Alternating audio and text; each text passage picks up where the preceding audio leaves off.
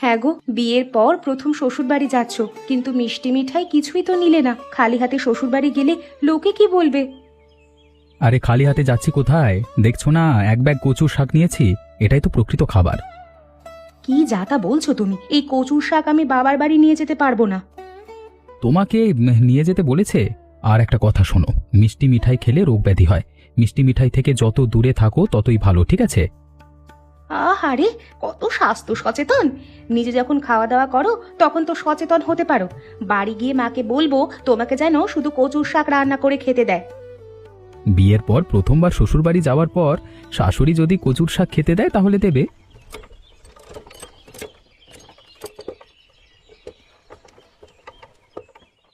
মা, দেখো আমরা চলে এসেছি। বাবা গোপাল, তোমরা ভালো আছো তো? ঘরে এসো বাবা। আমরা ভালো আছি মা। এই নিন, এই প্যাকেটে কচুর শাক আছে। বাবা, এত দূর থেকে কচুর শাক নিয়ে আসার কি দরকার ছিল? আমাদের বাড়ির পিছনে তো অনেক কচু শাক আছে। আর বলো না মা, তোমার জামাইয়ের কাজ দেখলে হয়ে আসে। যাকগে, এসব কথা এখন থাক। এখন বলো, বাবা কোথায়? তোর বাবা তো বাজারে গেছে, একটু পরেই চলে আসবে। মা, এবার তোরা ঘরে চল। ঠিক আছে, চলো। আর কিছু রান্না হয়নি? কচুর শাক দিয়ে আর কত খাবো? বাবা, আমি তো আর কিছু রান্না করিনি। ভাবলাম তুমি বুঝি কচুর শাক ছাড়া কিছু খাও না। ললিতাই আমাকে অন্য কিছু রান্না করতে নিষেধ করেছে। কিন্তু মা, তাই বলে শুধু কচু শাক? প্রথমবার শ্বশুর বাড়িতে এলাম, একটু মাছ মাংস বা মিষ্টি তো দূরের কথা, ডাল তরকারিও পাতে নেই। ও মা, সকালে তুমিই না বললে মিষ্টি মিঠাই খেলে নাকি নানাবিধ রোগ ব্যাধি হয়? স্বাস্থ্য সচেতন মানুষ হিসাবে তুমিই তো কচুর শাককে প্রকৃত খাবার বলে প্রশংসা করছিলে।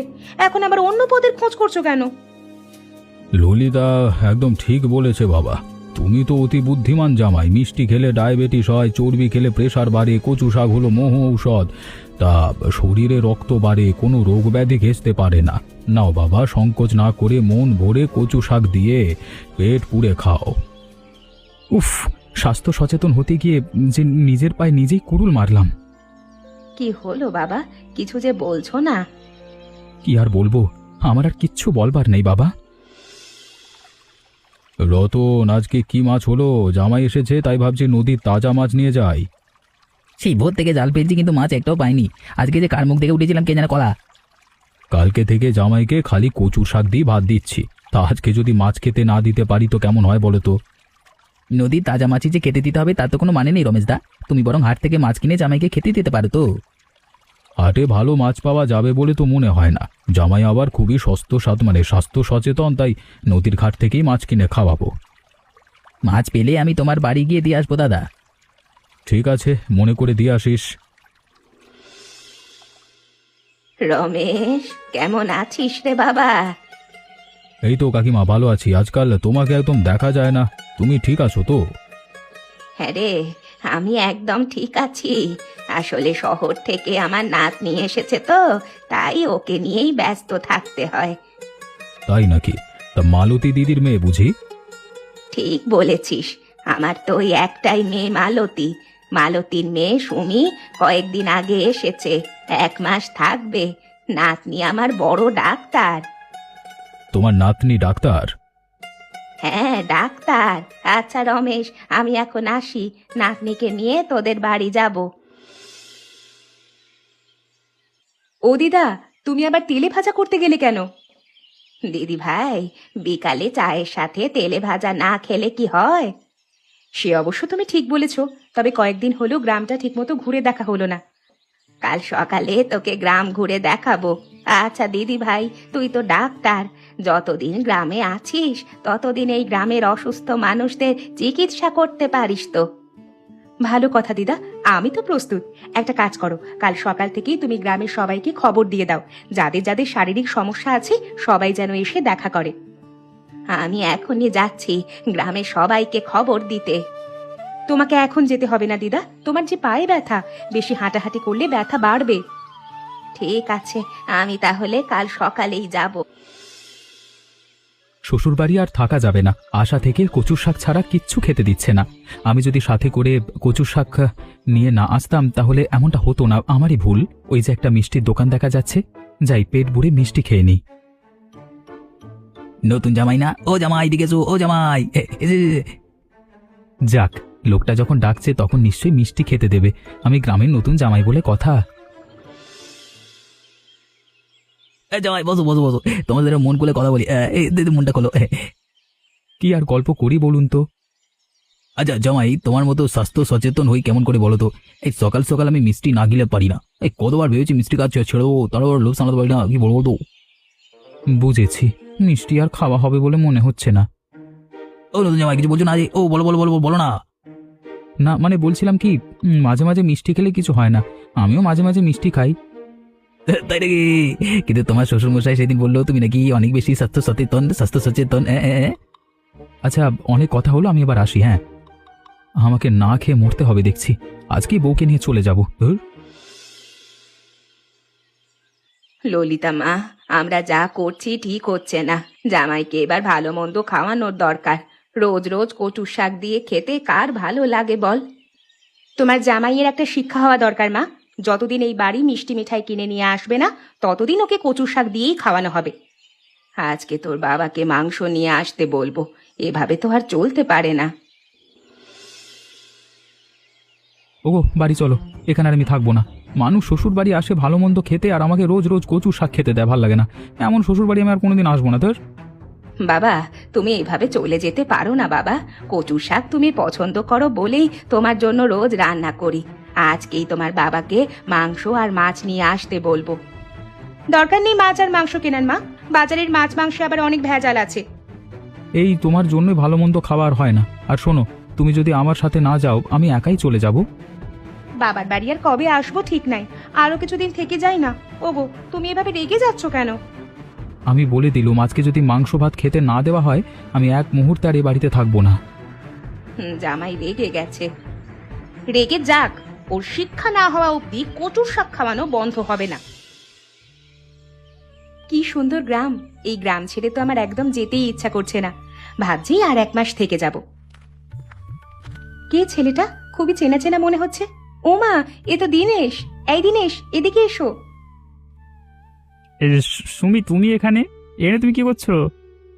আমারও তো একই প্রশ্ন, তুমি এখানে কি করছো? গ্রামের হাসপাতালে আমার পোস্টিং হয়েছে, বলতে পারো এখন থেকে আমি এখানেই থাকবো। এবার তোমার কথা বলো। এখানে তো আমার দিদার বাড়ি। 1 মাসে ছুটি নিয়ে এসেছি। ভাবছি আরো 1 মাস ছুটি নিব। কতদিন পরে তোমার সাথে দেখা হলো। ডাক্তারি পাশ করবার পর আর তোমাদের দেখা হয়নি। তোমার সাথে দেখা হয়ে খুব ভালো লাগছে গো। সে আর বলতে। আচ্ছা, তুমি থাকছো কোথায়? চাইলে তুমি কিন্তু আমার দিদার বাড়িতে থাকতে পারো। না না, সেটার আর প্রয়োজন হবে না। হাসপাতালে আমার থাকবার ব্যবস্থা আছে, সেখানেই থাকছি। খাওয়া দাওয়া সেখানেই হয়। জানো, আমার মাঝে মাঝে মনে হয় গ্রামে পোস্টিং নিয়ে চলে আসি। শহর আমার আর ভালো লাগে না। গ্রামে ভালো ডাক্তারের প্রয়োজন, কিন্তু আজকাল ছেলে মেয়ে ডাক্তারি পাশ করে সবাই শহরমুখী।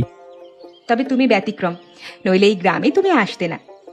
সে অবশ্য তুমি ভুল বলনি। আচ্ছা, আমি এখন আসি, তুমি সময় করে হাসপাতালে এসো। বেশ, যাব। রমেশ দা, এই দেখো দেশি মাছ নিয়ে চলে এসেছি। সেদিন তো বললে জামাইকে নদীর তাজা মাছ খাওয়াতে যাও। আজকে ভোরে নদীতে জাল ফেলতি টাটকা রুই, কাতলা আর গলদা চিংড়ি। দেখো না কত বড়। আরে রতন, তুই তো ঠিক সময় এসেছিস রে ভাই। জামাই তো কয়েকদিন ধরে কচু শাক খেতে খেতে একেবারে বেজার মুখ করে আছে। তা বল, এই মাছগুলোর কত দাম? রমেশ দা, দাম নিয়ে তুমি চিন্তা করো না তো। গ্রামের নতুন জামাই বলে কথা, তাকে যদি নদীর টাটকা মাছ খাওয়াতে পারি সেটাই আমার আনন্দ। তার জামাই কোথায়? ওমা, হ্যাঁ এতগুলো, মানে এগুলো তো নদীর তাজা মাছ। সত্যি দেখছি তো। কেন, তোমার কি বিশ্বাস হচ্ছে না? খালি তো বলতে, আমরা তোমাকে কিছু খেতে দিই না। বাবা গোপাল, আজকে তোমাকে রুই মাছের কালিয়া আর চিংড়ির মালাইকারি রান্না করে খাওয়ানো হবে। হ্যাঁ, যাক বাবা, বাঁচা গেল। বাবা সত্যি বলছি, এ কদিন কচু শাক খেতে খেতে আমার মুখের স্বাদ এক্কেবারে গোল্লায় গিয়েছে। এই নে রতন, টাকা। এবার তাহলে আমি আসি। আমি তাহলে মাছগুলো কেটে রাখি। আমি দেখি তোর মা কোথায় গেল। ও শুনছো, এদিকে এসো। দেখো রতন কত মাছ নিয়ে গেছে, এসেছে দেখো না। ও মা গো, এ কি সর্বনাশ হলো! মাছের কালিয়া আর চিংড়ির মালাইকারি গেল কই? রান্নাঘরের দরজাও তো দেওয়া ছিল। কি হয়েছে মা? তোমার জামাই কিন্তু খিদে ছটফট করছে, তাড়াতাড়ি খাবার বাড়ো। বাড়বো কি করে ললিতা? কড়াই তো পুরো ফাঁকা, এক টুকরো মাছও যে নেই। তুই কি মাছ রান্নার পর অন্য কোথাও রেখেছিলি? কি বলছো কি মা তুমি? আমি তো নিজের হাতে রুই মাছের কালিয়া আর গলদা চিংড়ি কড়াইতে রেখে ঢাকনা দিয়ে ঢাকা দিয়ে গেলাম। আমি তো এর কিছুই জানি না। বিড়াল ঠুকে খেয়ে গেল নাকি? বিড়াল খেলে তো কড়াই উল্টে থাকতো, ঝোল পড়ে মেঝেতে একাকার হতো। এ তো একেবারে চেঁচে পুছে সাফ করে নিয়ে গেছে। এখন আমি জামাইকে পাতে কি দেবো বলতো? এমনিতেই জামাই রেগে মেগে একাকার। আজকে মাছ মাংস না পেলে তো এ বাড়ি ছেড়ে একেবারে চলেই যাবে। যাকগে মা, এখন তো আর রান্না করা মাছ ফেরত পাওয়া যাবে না। যা হয় একটা করো মা, আমিও তোমার সাথে হাত লাগিয়ে কাজ করি। ভাজা মাছ কি কয়েক টুকরো আছে? না রে মা, এক টুকরো মাছও নেই। সব মাছ তো রান্না করেছিলাম। তাহলে এখন কি হবে? জামাইকে তো আর খালি পেটে বসিয়ে রাখা যায় না। চল গিয়ে দুটো কচু শাক তুলে নিয়ে আসি। জামাইয়ের কপালে আজকেও কচু শাকই লেখা আছে। বুঝতে পারছি জামাই আজকে অনেক রেগে যাবে। রেগে গেলে আর কি করা যাবে মা? আমরা তো আর ইচ্ছে করে মাছ সরিয়ে রাখিনি। দিদা, আমার জন্য তেলে ভাজা করে এনেছো বুঝি? সত্যি বলতে তোমার হাতে তেলে ভাজা খেলে আর অন্য কিচ্ছু খেতে মন চায় না। না রে দিদি ভাই, এ তো তেলে ভাজা নেই। দুপুরে মাংস রান্না করেছিলাম না, তাই একটু তুলে রেখেছিলাম। তুই দীনেশ দাদুর জন্য নিয়ে যা, ছেলেটা কি খায় না খায়। ও বাবা, তুমি আবার দীনেশের জন্য এত চিন্তা করো? চিন্তা হবে না, ও তো তোরই বয়সী। বাবা মাকে ছেড়ে এই গ্রামের মানুষের চিকিৎসার জন্য আছে। ওর ভালো মন্দ যদি আমরা না দেখি তাহলে কে দেখবে? ঠিক আছে দিদা, আমি নিয়ে যাচ্ছি। দাও, আমার কাছে দাও।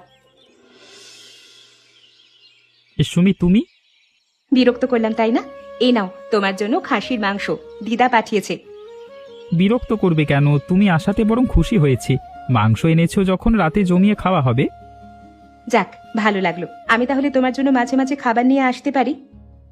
তুমি মাঝে মাঝে খাবার নিয়ে আসলে আমি কিন্তু এখানকার খাবার আর খেতে পারবো না। হ্যাঁ হ্যাঁ। ঠিক আছে, তাহলে রোজ দিয়ে যাব। আরে আমি তোমার সাথে মজা করলাম। আচ্ছা তুমি দাঁড়িয়ে আছো কেন? বসো।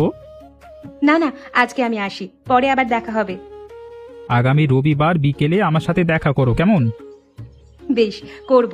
আসি তাহলে। এত অপমান নিয়ে আর শ্বশুর বাড়ি থাকা যায় না। দেশি মাছ রান্না করেও আমাকে খেতে দেওয়া হয়নি। বাবা, বাবা রাগ করো না। আমরা ইচ্ছে করে এমনটা করিনি। ওই পাড়া থেকে একটা কালো বিড়াল এসে মাছ খেয়ে গেছিল। ওগো, বাবা খাসির মাংস কিনতে গেছে। আজকে তোমাকে খাসির মাংস দিয়ে ভাত দেওয়া হবে। তোমাদের কথা আমি বিশ্বাস করি না। বাবা খাসির মাংস ঠিকই নিয়ে আসবে, কিন্তু তোমরা বলবে বিড়ালে খেয়ে গেছে। আমি চললাম বাড়ি। ও মা, আমিও যাই, তোমার জামাইয়ের রাগ ভাঙাতে হবে। এই দেখো, আমি খাসির মাংস আর ইলিশ মাছ নিয়ে এসেছি। ভালো করে ঢাকনা দিয়ে রাখবে, আজকে যেন বিড়ালে খেয়ে না যায়, ঠিক আছে? জামাই তো রাগ করে চলে গেছে, আর আসবে না কোনোদিন। কি বলছো তোমরা? কখন গেছে? এই তো মাত্র গেল। তোমরা রান্নার আয়োজন করো, আমি এখনই জামাইকে ফিরিয়ে নিয়ে আসছি। মা চলো, আমরা রান্না করে গিয়ে আজকে রান্না করে আমি খাবার চৌকি দেব, যাতে বিড়ালে খেয়ে না যেতে পারে। ঠিক আছে মা, চল। তুমি একা কেন? জামাই কোথায়? জামাইকে পেলাম না। আমরা সত্যি জামাইয়ের সাথে অনেক অন্যায় করে ফেলেছি। বাবা, ওকে শিক্ষা দিতে গিয়ে কি ভুলটাই না করলাম। তোমার জামাই মানুষটা কিন্তু খারাপ না। হ্যাঁ রে মা, আমি জানি গোপাল অনেক ভালো মানুষ। তুই মন খারাপ করিস না, সব ঠিক হয়ে যাবে। আমি কাল শহরে যাব, আর 1 মাস ছুটির জন্য আবেদন করব। আচ্ছা সুমি, তুমি গ্রামে ট্রান্সফার হওয়ার চেষ্টা করো না। আমরা দুজনে মিলে গ্রামের মানুষের চিকিৎসা করব। তুমি অবশ্য ভুল কিছু বলনি। দেখি শহরে গিয়ে। এখন বলো, আমাকে এখানে দেখা করতে বলেছিলে কেন? আমরা যখন একসাথে পড়াশোনা করতাম তখন থেকে তো আমি তোমাকে পছন্দ করতাম, কিন্তু কখনো মুখে বলবার সাহস হয়নি। সুমি, তুমি যদি রাজি থাকো তাহলে তোমাকে আমি বিয়ে করতে চাই। তোমাকেও যে আমার খারাপ লাগে তা নয়, কিন্তু একটা কথা কি জানো, আমি এই মুহূর্তে বিয়ে করতে চাই না। তুমি যদি আমাকে আর 1টা বছর সময় দাও তাহলে আমার জন্য ভালো হয়। 1টা বছর কেন, তুমি যদি 2 বছর অপেক্ষা করতে বলো তাতেও আমি রাজি। তোমার জন্য আমি অপেক্ষা করতে রাজি। আমি তাহলে কাল বাড়ি গিয়ে তোমার কথা বাবা মাকে জানাবো, আর যাতে গ্রামে একেবারে থাকা যায় সেই ব্যবস্থা করব। তোমাকে অনেক ধন্যবাদ সুমি। কিন্তু আমি আর কথা ভাবছি, তোমার বাবা মা আমার সাথে বিয়ে দিতে রাজি হবে তো?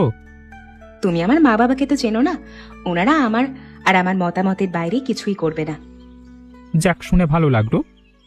দিনেশ, আমি তাহলে এবার আসি। আগামী পরশুদিন ফিরে আসব। ঠিক আছে, এসো। মারে, তোর মন খারাপ? দুপুরে ঠিক মতো তো খেলিও না।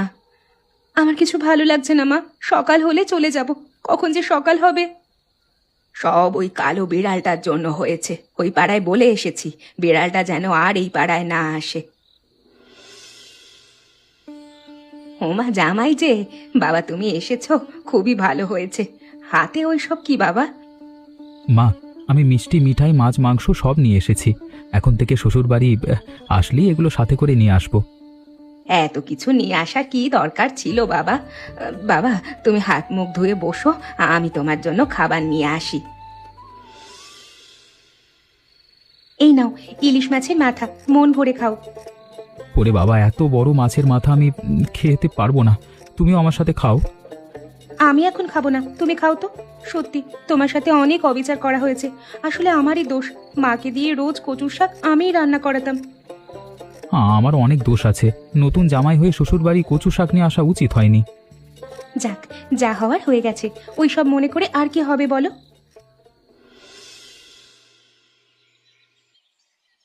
আমার মনে হচ্ছে সুমি আর এই গ্রামে আসবে না। কয়েকদিন হয়ে গেল ওর কোনো খোঁজ খবর নেই। একদিন পরে আসবার কথা ছিল, নাকি এসে আমার সাথে দেখাও করছে না। দিদা বাড়িতে আছো?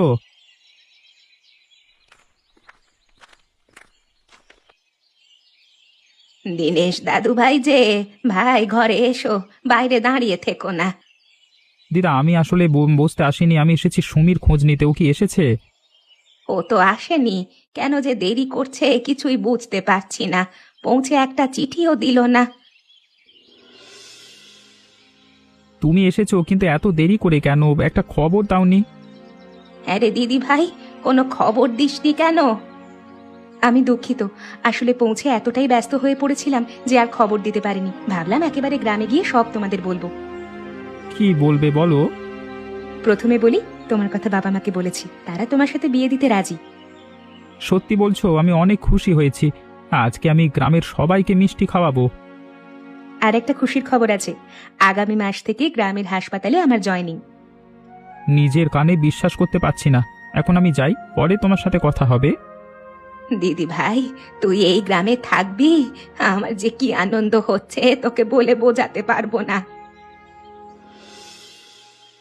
তুমি যে আমাকে এতটা পছন্দ করো আমি বুঝতে পারিনি। আজ তোমাকে একটা সত্যি কথা বলি, মেডিকেল পড়ার সময় থেকে আমিও তোমাকে পছন্দ করতাম। সত্যি কথা বলবার জন্য তোমাকে ধন্যবাদ। তাহলে সামনের বছর আমাদের বিয়ে হচ্ছে। একদম। আমরা তাহলে আসি। বাবা, আর কয়েকদিন থেকে গেলে খুবই ভালো হতো। তোমরা যেও না। অনেকদিন হলো এসেছি মা, আর থাকলে চলবে না। এবার যে যেতেই হবে। রমেশদা, তুমি হাঁস নিয়ে আসতে বলেছিলে, তাই নিয়ে এলাম। বাবা, আজকে তোমাদের যাওয়া হবে না। হাঁসের মাংস খেয়ে তারপর যেতে হবে। না না, অনেক খেয়েছি, আর না। তবে একটা কথা বলতেই হবে, মা, আপনার হাতের কচুর শাক খেতে কিন্তু অনেক স্বাদ। এ কথা বলে আমাকে আর লজ্জা দিও না বাবা।